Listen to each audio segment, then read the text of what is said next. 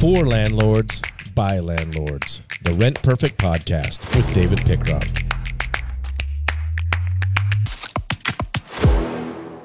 Well, man, we have had a great week here at Rent Perfect. Denny Dobbins, our legal counsel, moved out to Kansas City to be with his kids and his family. And with the legal work that you do, you've joined the work from home kind of workforce. I'm a millennial now. And and it's worked really well. I mean, I don't see that we've skipped a beat here, whether you're here in Arizona or there in you're in Overland Park, Kansas. Is Overland that where you're at? Park, yeah. Okay, awesome. And hey, every once in a while, Denny, I ask you to really get involved in kind of maybe a community problem or a new statute that's being proposed. And I kind of say, hey, Denny, give us your thoughts on this, and can you kind of help the local associations or the local RIAs kind of tackle, some of these problems? And I want to talk a little bit about what we did here in the last month, not so much about Kansas City specifically, because this is going on all around the country, but since it's fresh and it's new, tell us about the little bit of fight that's going on in Kansas City that is going on around maybe even your parts of the wood if you're listening to this podcast, but specifically Kansas City. You went down, you went to a hearing. Take me through kind of what you went through. I'll give you the real brief synopsis. Basically, it's a fight over source of income. Okay. And that landlords should not be able to discriminate based on where a renter's money is coming from. Okay.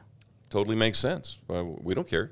We're happy to get. So by itself, don't care. Don't care. But it's really not about source of income, right? It is a ordinance proposed that is cloaked in source of income. Right. Because it is source of income, because the money that you get from government assistance, that's a source of income. Right.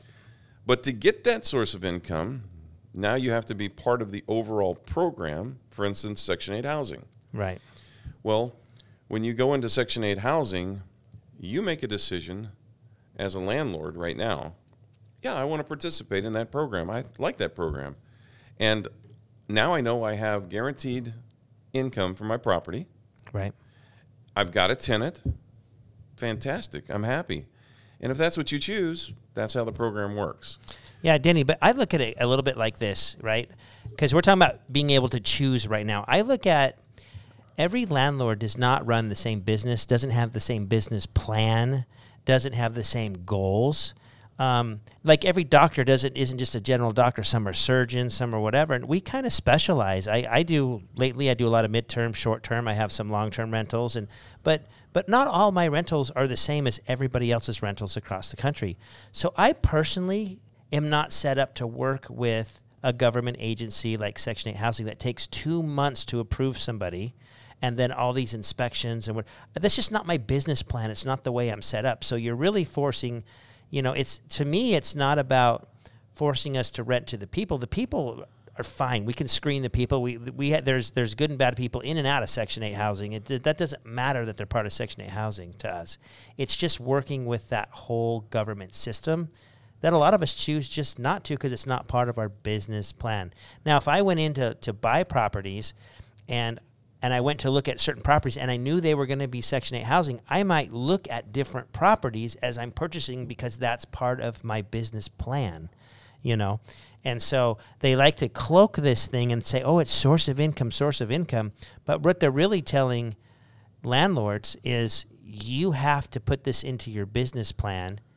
And it's not in a lot of the ways that we manage, right? It's not about income. It's about who we have to deal with to get the income that we're rejecting. So anyways, that's on source of income and cloaking. But in Kansas City, you went out there, you went to a hearing.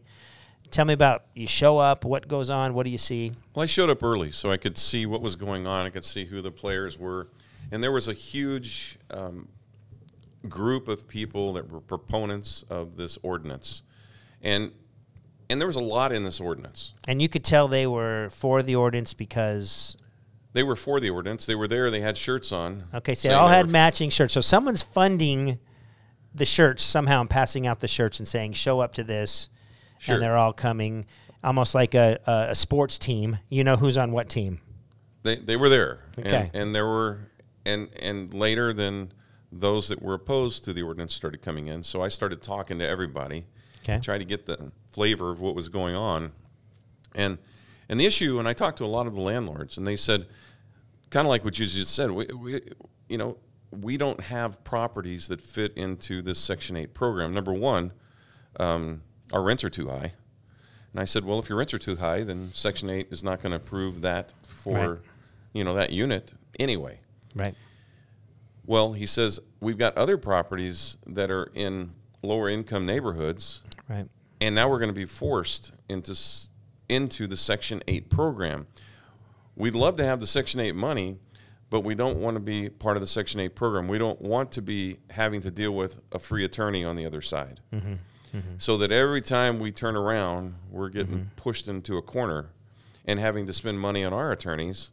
Why can't we deal with people the way we want to deal with people? Right. That was a big issue for them.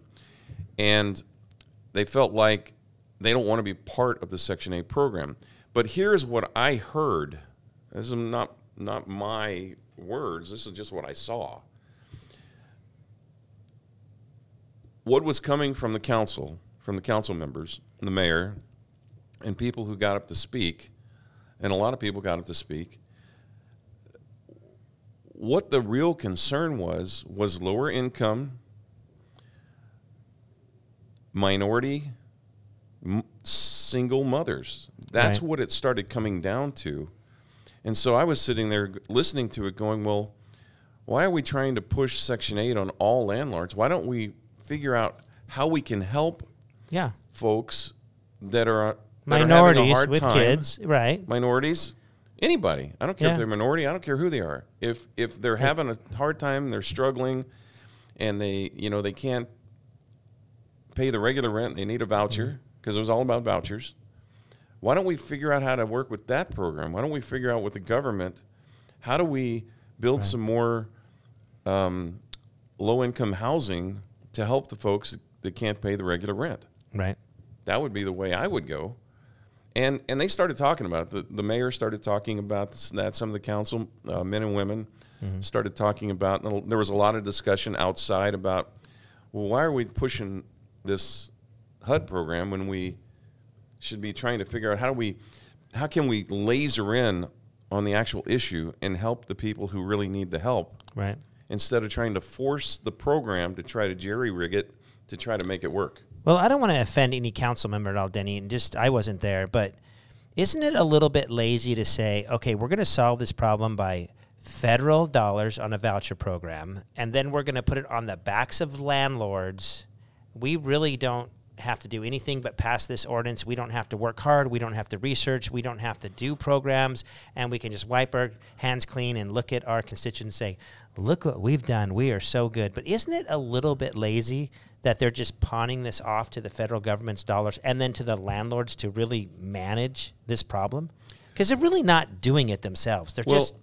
It was one councilman that introduced the bill. Okay. It was also clear to me that the majority of the councilmen and women, they don't really know the ins and outs of the bill. They were there to listen and to learn and to listen to everyone speak. The Section 8 representative was there, and he spoke. And I'd love to hear what he had to say. Well, the bottom line, he wasn't for it. Wow. So the own Section 8 guy was not for it? He was not a proponent of it. Why not? Well, because it doesn't go to the issue. They have vouchers. Okay. And it's kind of like we were talking about before. Well, even if you force that on landlords, one of the issues was, well, landlords can raise their rent and bypass the program. Right. And that kind of defeats the purpose of what they're trying to accomplish. And that was part of, what he talked about. He talked for quite a bit. And he just didn't think that was the right fit. And there was one councilwoman that was pretty much a proponent of it, and she was talking a lot about why, and that's when audience members started coming up and talking, and that's when it became very clear what the need was. The need was we don't have enough housing vouchers Wait, not housing, but housing vouchers. Vouchers. Okay. There's housing, but also there's not enough housing in the areas where these folks are living. And so it became kind of a dual thing. Well, we need more housing for folks that can't afford the housing. Right. And so it was kind of like, this ordinance isn't going to work. It's not going to fix this problem. And that's one of the issues. That's why the federal government made it a voluntary program. Right. And now they're trying to jerry-rig it into, well, it's going to be a mandatory program, and you got to join the federal program. That was never intended. So I think what we need to do is we need to have, a team, a committee with councilmen and women and with landlords and with proponents of such bills with HUD, Section 8. We need to get together and figure out, okay, well, if we don't have enough housing and we don't have enough vouchers, let's look at our community. How can we take care of the community? Right. Let's focus in on it. Right. Yeah. So it's not like the HUD commissioner got up there, or the Section 8 guy, whatever his title is, got up there and said, "I've got 200 vouchers that we haven't used because we can't find housing." So we're trying to fix something that really isn't fixing the problem. I mean, if we need more vouchers, then we need more vouchers. But until there's more vouchers than there is housing, why are we even messing with housing? Because I'll tell you what the next argument is. The next argument is, because Section 8 will only pay $1,200 for a 2-bedroom and $1,200 market rate is only in this section of town, all of our Section 8 people are living in the poor parts of town, and that's not fair. That's discriminatory. So we need to move these people out across the town in all the neighborhoods. So now we're going to do rent control. Now we're going to start tackling. They're creating a problem of putting all Section 8 vouchers into a certain part of town that will qualify for the rent, because this source of income is real easy to get out of. It's real easy. Raise your rents above what the federal government is willing to pay, or put in your criteria that you have to move in within 2 weeks of accepting the property, because the program of Section 8 can't move that quickly, right? So there are easy ways to get around this not working with Section 8, in my opinion. But what they're going to start doing is closing those loopholes until finally it's an all-out takeover of our property. And you might own it, and you might have the expense of managing it, but you're going to have to manage it the exact way they tell you to manage. So your property rights are now out the door. Well, you used a word just now that attorneys go bonkers on. And I know. I get in all kinds of trouble. That's why I have you That's here. the loophole. The loophole. I don't really know what a loophole is, but a lot of people use that in general. That's something wrong with that. That there's a loophole. Well, it's not a loophole. It's the law. It's what the law states, and we use the law to deal with all issues in our society, and right. certainly in landlord and tenant law. And so there's no easy fix for this. The bottom line is we have families with children. Some are single mothers that are hurting. And that's what I heard over and over in this meeting. Families, minority mothers, single mothers with children, they're hurting. They need help. And so I say, let's figure out a way to help them, but you don't throw all landlords under the bus when that's really not going to fix the problem. Because landlords will scurry under that bus and they'll be fine. They won't get hurt. Yeah. And it doesn't fix the problem. Yeah. But how many things around the country do we see that people are just doing as a reactionary, action, just to act like they feel like they need to do something, but they really haven't figured it out. And, I'm well, in my 50s now, Denny, and I just remember learning about our government and seeing our government as a younger citizen, where they would pull in the housing authority, they'd pull in private landlords, they'd pull in the attorney general, they'd pull in, and you'd have these big stakeholders and saying, hey, this is how it'll affect us, this is how it'll affect us. And it didn't come to the floor until everybody kind of agreed on some negotiation before it even came to like a city council or a state legislature. It just seems to me that it's almost like, let's bring it first and then let's have people fight about it after the fact, instead of just really coming up with something good. I think we're just coming up with something. Well, just sitting there as a bystander and as an attorney who's dealt with this my whole life, I'm going, this looks premature. And, of course, they did postpone it. And I think it's being heard again today. And I think it probably needs to be postponed again until they've got to be able to push it down, get to the root of it, and then see if they can devise something that actually takes care of the specific problem. And, you know, that's gonna take some money. Right. And I think all those councilmen and women, they're all concerned about the people. I mean, and everyone should be, the people that are having the hard time, the people that are struggling. Right. And everybody's looking for a way to do it. And so, you know, someone got the idea. Someone proposed this idea to the council person who brought it forward in this ordinance, that this is going to be a good way to do it. And it just didn't get vetted out very, very well. That is not a workable way because it doesn't fix the problem.